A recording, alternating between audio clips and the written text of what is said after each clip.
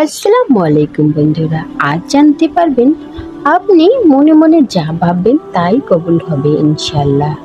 24 ঘন্টার ভিতরে যতগুলো দোয়া কবুলের সময় আছে, যতগুলো সোনালির সময় আছে, যতগুলো মূল্যবান সময় আছে, এর মধ্যে সবচেয়ে গুরুত্বপূর্ণ হলো সেই সময়, সেটা হলো ভোর রাত তাহাজ্জুদের সময়। রাতের শেষ ভাগ, শেষ তৃতীয়াংশ বলতে পারেন।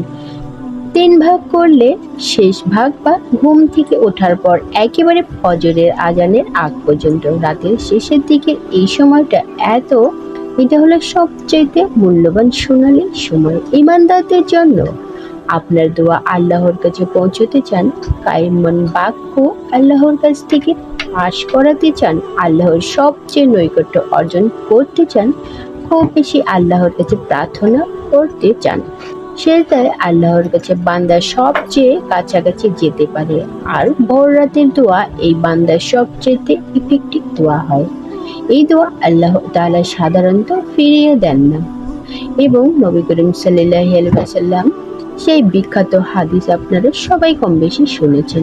রাতের শেষ প্রহরে আল্লাহ রাব্বুল আলামিন দুনিয়ার আসমানে এসে বান্দাকে ডেকে ডেকে বলেন, আল্লাহ তাআলা স্বয়ং ডাকেন এবং বান্দাকে বলা হয় আলামিন। আলামিন, তোমাদের মধ্যে কেউ কি আছো যে গুনাহ করেছো, অপরাধ করেছো, আল্লাহর কাছে মাপ চাইবা, তো আমি তাকে মাপ করব।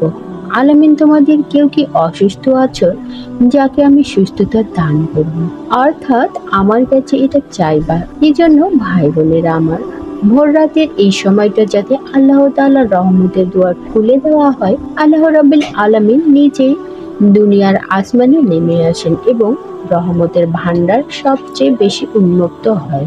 আল্লাহর একান্ত নৈকট্য লাভের চেষ্টা, কায়েম বা নিবেদনের চেষ্টা আমরা করবো তো ইনশাআল্লাহ। আল্লাহ তাআলা আমাদের সবাইকে তৌফিক দান করুন, আমিন।